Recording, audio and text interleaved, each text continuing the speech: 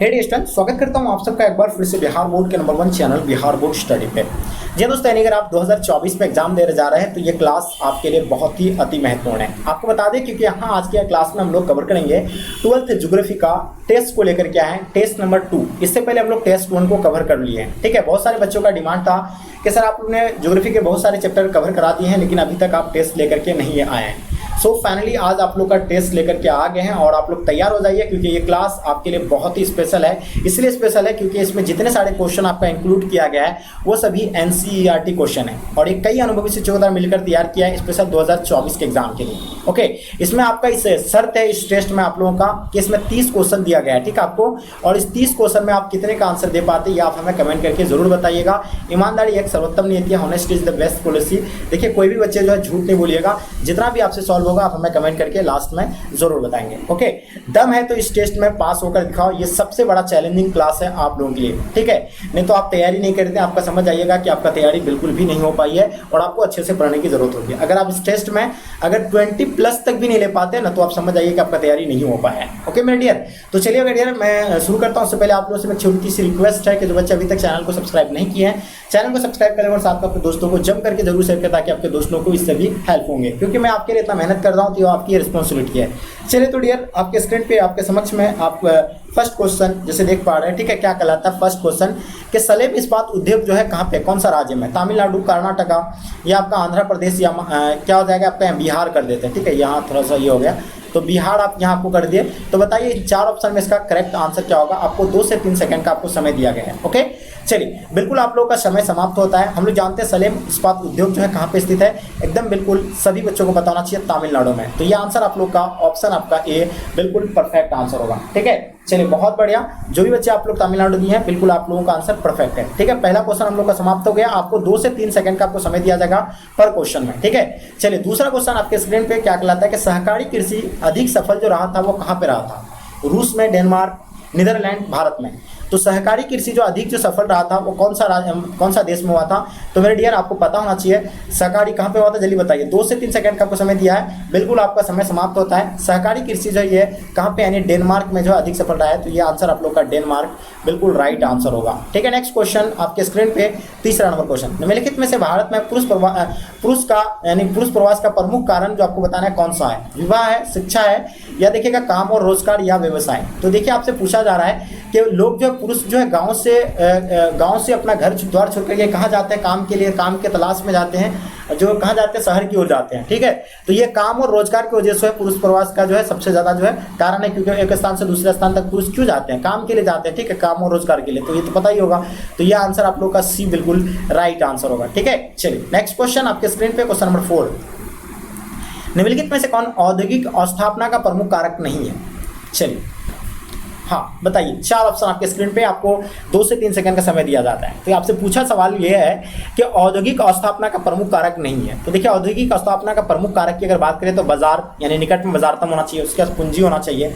ठीक है, ऊर्जा लगता है इसमें, ऊर्जा भी चाहिए, लेकिन जनसंख्या का कोई मतलब ही नहीं बनता है। तो ये आपका जो है सी राइट आंसर होगा। नेगेटिव का भाई नेगेटिव के पास, नहीं का भाई नहीं के पास, यानी नहीं है। यहाँ आपसे सवाल क्या पूछा है, नहीं है की बात कर रहा है। ठीक है, चलिए आगे देखिएगा आपके स्क्रीन पे 5 नंबर क्वेश्चन, खट्टे रसेदार फसलों की कृषि जो है संबंधित बताइए। खट्टे रसेदार फसलों की जो कृषि जो है वो मतलब किससे संबंधित है। ठीक है, ये मिश्रित कृषि से संबंधित होता है, सघन कृषि से, भूमध्य सागर कृषि से, रोपण कृषि से। मिश्रित कृषि से नहीं होगा, सघन कृषि से भी नहीं होगा, ये भूमध्य सागर कृषि से बिल्कुल इसका आंसर आपका परफेक्ट आंसर होगा। खट्टे रसेदार फसलों की जो कृषि की जाती है वो भूमध्य सागर कृषि से किया जाता है। ठीक है, ये आपको पता होगा, ये आंसर आप लोग का सी राइट आंसर होगा। क्वेश्चन देखेंगे आपके स्क्रीन पर 6 नंबर क्वेश्चन, भिलाई किस वर्ग का है बताइए। भिलाई जो है ये किस वर्ग के अंतर्गत आता है, औद्योगिक नगर के अंतर्गत आता है, व्यापारिक नगर के अंतर्गत आता है, खनन नगर के या परिवहन नगर के अंतर्गत। तो देखिए भिलाई जो है ये भिलाई एक औद्योगिक नगर के जो है मतलब आता है। ठीक है, औद्योगिक नगर है ये। ठीक है, तो यह आंसर आप लोग का औद्योगिक नगर राइट आंसर होगा। क्वेश्चन देखेंगे 7 नंबर क्वेश्चन आपके स्क्रीन पे, निम्नलिखित में से कौन रोपण फसल नहीं है। हमें आपसे पूछा कि रोपण फसल कौन कौन सा है, तो रोपण फसल आपको पता होना चाहिए, कॉफी रोपण फसल है। ठीक है, उसके बाद आपका गन्ना भी जो है क्या है, रोपण फसल है। उसके बाद आपका चाय भी क्या है, रोपण फसल है। रबर भी जो है क्या है, रोपण फसल है। तो ये लेकिन आपका सिर्फ कौन सा ऑप्शन नहीं है, यहाँ आपका गेहूं नहीं है, जो रोपण फसल आपका नहीं है। तो इसका आंसर आप लोगों का गेहूं राइट आंसर होगा। ठीक है मेरे डियर, चलिए नेक्स्ट क्वेश्चन आपके स्क्रीन पे आपके समक्ष में 8 नंबर सवाल, उदयपुर किस राज्य में स्थित है? पहला आपका गुजरात, पंजाब, हरियाणा, राजस्थान। 2 से 3 सेकंड का आपको समय दिया जाता है। तो देखिए उदयपुर के बारे में आपको बताना है। तो मेरे डियर आप लोगों का समय समाप्त हो रहा है। तो उदयपुर की अगर बात करें तो उदयपुर जो है आपका राजस्थान में है। तो ये आंसर आप लोग का डी जो है राइट आंसर होगा। ठीक है, उदयपुर हो गया, अजमेर हो गया, उसके बाद क्या हो गया आपका यानी जयपुर हो गया, ये कहाँ पे है? सब राजस्थान में। ठीक है, चलिए आगे देखिएगा आपके स्क्रीन पे क्वेश्चन नंबर 9। इनमें से कौन क्षेत्र सूखा संभावित क्षेत्र है? बताइए। पश्चिम बंगाल, उत्तर प्रदेश, गुजरात, उत्तराखंड। यहाँ आपसे क्या पूछा गया? सूखा संभावित क्षेत्र, जो सबसे अधिक सूखा क्षेत्र के रूप में हो जाता है। ठीक है, बारिश वगैरह बहुत कम होती है उस एरिया में। ठीक है, तो ये सूखा क्षेत्र में जो आपको होगा तो बिल्कुल आपको बता दें गुजरात। ठीक है, ये आंसर आप लोग का सी राइट आंसर होगा। जैसे कि अपना बिहार में 25 से 30 फीट के अंतर्गत आपको जो है पानी मिल जाएगा। ठीक है, लेकिन गुजरात वगैरह में 300, 400, 500, 600 फीट तक यानी धंसाया जाता है, फिर भी पानी नहीं निकलता है। ठीक है, हज़ारों फीट तक उसको अंदर किया जाता है, बोर किया जाता है, लेकिन फिर भी जो है वो नहीं निकलते हैं। तो वो जो उस सब एरिया जो है क्या सुखाड़ी क्षेत्र है। ओके, चलिए तो ये आंसर आपका जो है बिल्कुल क्या हो जाएगा? सी राइट आंसर होगा। चलिए आगे देखिएगा आपके स्क्रीन पे 10 नंबर क्वेश्चन आपके समक्ष में आ गया है कि 10 नंबर क्वेश्चन क्या? लैगून और पसजल पाया जाता है कहाँ? केरल में पाया जाता है या उड़ीसा में या पश्चिम बंगाल या उपयुक्त में से सभी? तो मेरे डियर ये आपके स्क्रीन पे 10 नंबर सवाल है। लैगून पसजल की अगर बात करें तो ये केरल में भी पाया जाता है। कहाँ पे? केरल हो गया आपका, उड़ीसा हो जाएगा। ठीक है, उड़ीसा। ओके, ये उड़ीसा हो जाएगा। उसके बाद आपका क्या हो जाएगा? पश्चिम बंगाल हो जाएगा। ठीक है, पश्चिम बंगाल हो जाएगा। ठीक है, तो ये सारा सब इसमें जो आपका आएगा, केरल भी होगा, उड़ीसा भी होगा, पश्चिम बंगाल, यानी उपयुक्त में से सभी, यानी ऑप्शन आपका डी बिल्कुल राइट आंसर होगा मेरे डियर। चलिए क्या क्वेश्चन नंबर 11 है आपके स्क्रीन पे। क्या कहलाता है? भारत में सबसे पहले स्थापित की गई लौह इस्पात कंपनी निम्नलिखित में से कौन सी है? बताइए। 11 नंबर क्वेश्चन। तो आपको ये बताना कि यह कहाँ पे स्थापित है और कब स्थापना हुआ था। ठीक है, भारत में सबसे पहले स्थापित जो लौह इस्पात कंपनी स्थापित किया गया था, कब किया था और कहाँ पे किया था? तो चलिए फटाफट बताएंगे।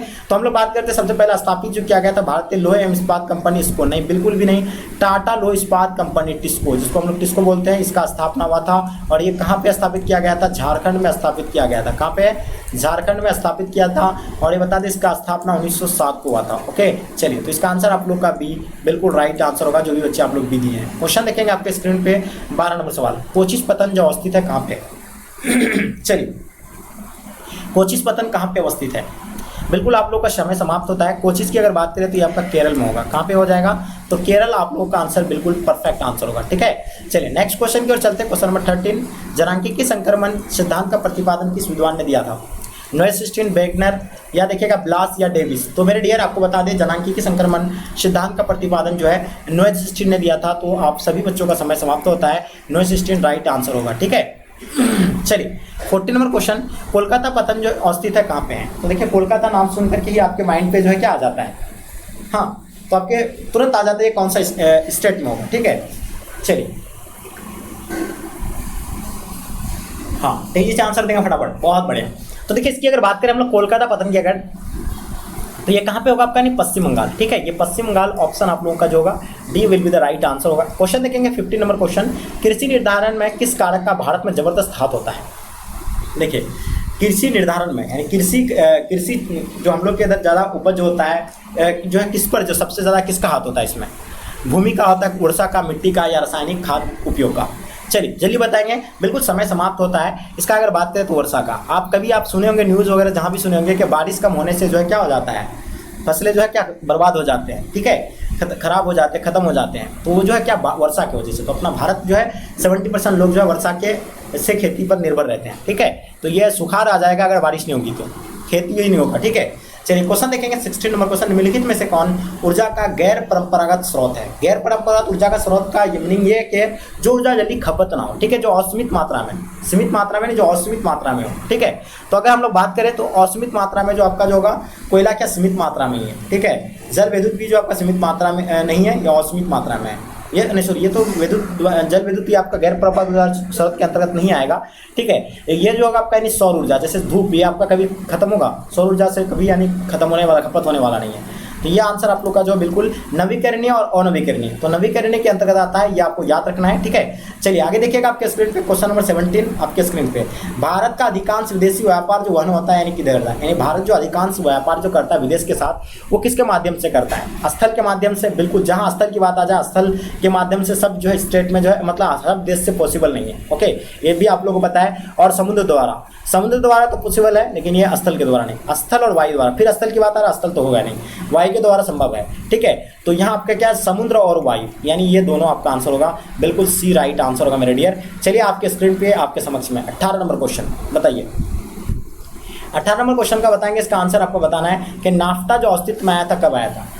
हाँ जल्दी बताएंगे। तो देखिए नाफ्ता की अगर बात करें मेरे डियर, ये आपको समय मिला है, जल्दी बताइए। बिल्कुल आप लोगों का समय भी समाप्त हो रहा है। नाफ्ता 1994 को आया था, ये आंसर आप लोग का राइट आंसर होगा। और एक चीज़ याद रखिएगा, साफ्टा की बात करते हैं हम लोग। साफ्टा जो आया था कब आया था, 2004 में। ओके चलिए आगे देखिएगा क्वेश्चन नंबर 19 आपके स्क्रीन पे। निम्नलिखित में से कौन ऑस्ट्रेलिया की राजधानी है? तो बताइए इनमें से कौन ऑस्ट्रेलिया का राजधानी है, तेजी से बताएंगे। चलिए तो देखिए आपका समय समाप्त होता है। हम बात करते हैं ऑस्ट्रेलिया की राजधानी। तो ऑस्ट्रेलिया का राजधानी आपका जो होगा कहाँ पे होगा, कैनबरा। कहाँ पे होगा, कैनबरा, यानी इसका आंसर आप लोग का ये जो है राइट आंसर होगा। ओके चलिए आगे देखिएगा क्वेश्चन आपके स्क्रीन पे 20 नंबर क्वेश्चन क्या कहलाता है कि निम्नलिखित में से कौन सा पतन पूर्वीय तट पर अवस्थित है? बताइए। कांडला होगा आपका, यानी मुंबई हो जाएगा, न्यू मंगलोर हो जाएगा, चेन्नई हो जाएगा। तो बताएंगे कहाँ पे ये है, ठीक है, जल्दी बताइएगा।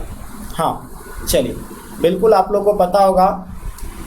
हाँ तो देखिए ये जो होगा आपका, यानी ये तमिलनाडु जो है, यहाँ पे कहाँ पे है आपका, तमिलनाडु। इस एरिया में जो आपका तमिलनाडु है, तो ये तमिलनाडु, चेन्नई जो कहाँ पे, तमिलनाडु में ना है। तो ये आपका पूर्वोत्तर और दक्षिणतर होगा, ठीक है, दक्षिण और पूर्व में है ये, ठीक है। तो ये आपका जो होगा आंसर चेन्नई, बिल्कुल इसका आंसर आप लोगों का राइट आंसर होना चाहिए, ठीक है, चेन्नई, क्योंकि मुंबई तो पश्चिम में ही है। चलिए तो ये पूर्वोत्तर और मतलब क्या दक्षिण में है, ठीक है। चलिए आगे देखिएगा आपके स्क्रीन पे क्वेश्चन आपके समक्ष में आ गया, ठीक है। 21 नंबर क्वेश्चन, 2011 की जनगणना के अनुसार भारत का जनसंख्या घनत्व बताइए। देखिए 2011 की जनगणना के अनुसार अगर अपना भारत की जनसंख्या घनत्व की बात करें तो कितना था? चलिए 382, 282, 402, 328। बिल्कुल आप लोगों का समय समाप्त होता है।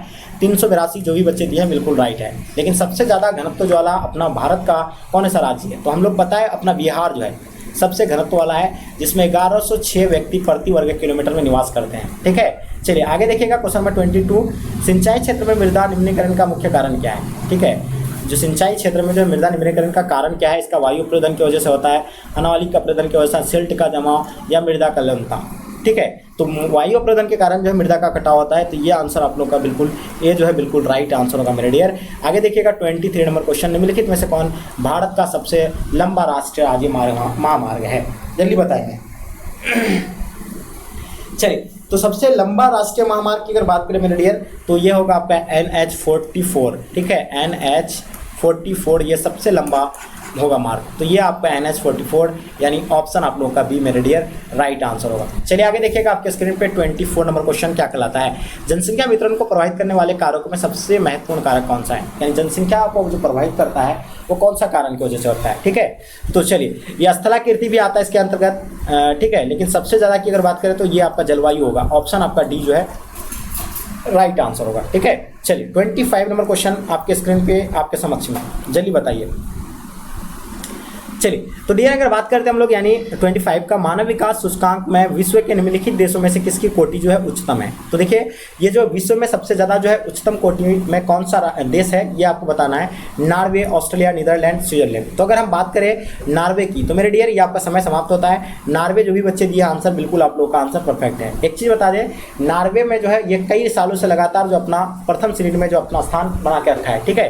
तो ये आप लोग को बिल्कुल पता होगा, ये आंसर आपका ए राइट आंसर होगा, ठीक है। तो अपना भारत का अगर बात करें तो आई थिंक हमको लगता है 129 से लेकर 131 या ऐसे कुछ है अभी, ठीक है। बहुत ज़्यादा हम लोग का स्थिति खराब है, ठीक है। तो चाहिए हम लोग को भी कि इसमें जो स्वास्थ्य के मामले में हो, जो विकास के मामले में, जो अच्छा मतलब क्या है हेल्थ के मामले में हो, इस सब मामले में जो ये इंडेक्स निकाला जाता है, ठीक है। चलिए तो आगे देखिएगा आपके स्क्रीन पे क्वेश्चन नंबर 26। डॉक्टर महबूबुल हक मूल्यवाची थे। देखिए ये आपको पता है मानव भूगोल का अवधारणा दिया था डॉक्टर महबूबुल हक, ठीक है, जो विद्वान थे। और ये जो है कहाँ के रहने वाले थे ये बताना है। तो ये हम लोग जानते हैं कहाँ के रहने वाले हैं, पाकिस्तान के। तो बिल्कुल इसका समय आप लोगों का समाप्त हो गया, ऑप्शन बी राइट आंसर होगा। 27 नंबर क्वेश्चन आपके स्क्रीन पे, इनमें से कौन मानव विकास का स्तंभ है? देखिए आपको मानव विकास का आपको स्तंभ के बारे में क्लास में ही बताए थे। क्या बताए थे? क्षमता। क्या बताए थे? क्षमता, सतत पोषणता, सतत पोषणीयता, सतत पोषणीयता। उसके बाद आपको उत्पादकता, उत्पादकता, ठीक है। उसके बाद और एक क्या बताए थे? उत्पादकता, सतत पोषणता, क्षमता। उसके बाद एक बताइए, आप लोग कमेंट करके जरूर बताइए एक और क्या बताए थे, ठीक है। चलिए तो इसका आंसर आपका उपयुक्त में से सभी, इसका आंसर आप लोग का डी राइट आंसर होगा, ठीक है। चलिए आगे देखेंगे आपके स्क्रीन पे 28 नंबर क्वेश्चन, निम्नलिखित में से कौन तृतीय आर्थिक क्रियाकलाप है? देखिए तृतीय क्रियाकलाप के अंतर्गत हुआ था जो हमें सेवा प्रदान करता है। ओके चलिए, तो हमें सेवा कौन देता है? व्यापार। तो ये आंसर आप लोग का व्यापार जो है बिल्कुल राइट आंसर होगा। ठीक है, सेवा प्रदान तृतीय क्रियाकलाप के अंतर्गत आ जाएगा आपका, यानी पर्यटक आ जाएगा, टीचर आ जाएगा, ठीक है, विद्यालय आ जाएगा, हाँ शिक्षक आ जाएगा जो हमें सेवा देता है, ठीक है, हॉस्पिटल आ जाएगा। तो ये आंसर आप लोग का बी राइट आंसर होगा। ठीक है, चलिए आगे देखिएगा आपके स्क्रीन पे क्वेश्चन नंबर 29, पनामा नहर जो जोड़ता है यानी किनको कौन सा किनको कहाँ से जोड़ता है बताइए? पनामा नहर। चलिए तो देखिए पनामा नहर जो जोड़ता है ये प्रशांत महासागर को अटलांटिक महासागर से, तो ये आंसर आप लोग का सी जो है बिल्कुल राइट आंसर होगा। लास्ट और अंतिम क्वेश्चन आपके स्क्रीन पे, निम्नलिखित में राज्यों में से यानी किस में प्रमुख तेल क्षेत्र स्थित है बताइए? चलिए तो देखिए मैं आपको 30 क्वेश्चन अभी आपको हम कवर करवाए हैं, आप लोग कितने खुद से सॉल्व किए हैं 30 में से, ये आप हमें जल्दी बताइए। तो फटाफट बताएंगे। तो ये अगर बात करें हम लोग अगर, तो ये आपका जो प्रमुख तेल क्षेत्र कहाँ पे होगा जल्दी बताएंगे। और बहुत सारे बच्चे नोट्स के बारे में हमें बता रहे थे। तो देखिए मेरे डियर, अगर आपका जिसका भी तैयारी बिल्कुल नहीं हो पा रही है, आप चाहते हैं कि हम बिल्कुल नोट्स के माध्यम से 450 मार्क्स लाना चाहते हैं या कम समय में अच्छा से तैयारी आप करना चाहते हैं, तो मेरे डियर जो हम बिहार बोर्ड स्टडी के द्वारा जो नोट्स तैयार किया गया 1 लाइनर में है, chapter wise high quality notes दिया जाएगा। फिर आपको 2009 से लेकर 2023 तक का आपको क्वेश्चन बैंक भी आप इसमें इस नोट्स में आपको फ्री मिलने वाला है। तो देखिए ये आपको इन सारी चीज़ों की जो है सुविधा आपको देने वाले हैं नोट्स में। अगर जो बच्चा बेहतर रिजल्ट करना चाहते हैं, बिल्कुल जिसका तैयारी नहीं हो पाती है, तो मेरे डियर आप आज ही जाइए बिहार बोर्ड स्टडी ऐप को इंस्टॉल कीजिए और जाकर के परचेज कर लीजिए लक्ष्य बैच को। मात्र अभी जो 2999 रुपये का कोर्स, पता है आपको 2999 रुपये का कोर्स आपको 499 रुपया दिया जा रहा है। ठीक है, लेकिन आज तक के लिए ही ये छूट है। और कुछ बच्चे बोल रहे थे कि सर और मैनेज कर दीजिए, तो एक 100 जो और इसमें आपको मैनेज करके 399 रुपया होता है, लेकिन आपको हम जो है 349 में जो बच्चे लेना चाहेंगे ले सकता है। अगर लेना चाहेंगे तो आप इस नंबर पे कांटेक्ट करेंगे 9162055090। ओके, और आप लोग ज़रूर अपने दोस्तों को शेयर करें। और जो बच्चे नहीं लिए आप लोग जाइए चैनल विजिट कीजिए और ऐप को डाउनलोड कीजिए, वहाँ से जाकर के ले लीजिए, या फ़ोन पे या गूगल पे के माध्यम से इस नंबर पे फ़ोन पे करके उसका स्क्रीनशॉट स्टूडेंट ने मेरे सब्जेक्ट में आपको सेंड करना है। ओके, और उसके बाद आप में ऐड कर दिया जाएगा। लास्ट और अंतिम क्वेश्चन का आंसर आपका जो होगा असम बिल्कुल राइट आंसर होगा, और आप सभी बच्चों का answer Assam will be the right answer होगा। तो मेरे डियर ये आपके लिए 30 क्वेश्चन लेके आए थे। आई होप आज का क्लास आपको पसंद आएगा। पसंद आए तो एक लाइक करके जम करके अपने दोस्तों को जरूर शेयर करें। यहीं तक आज की क्लास को एंड करते हैं। तब तक के लिए जय हिंद, जय भारत।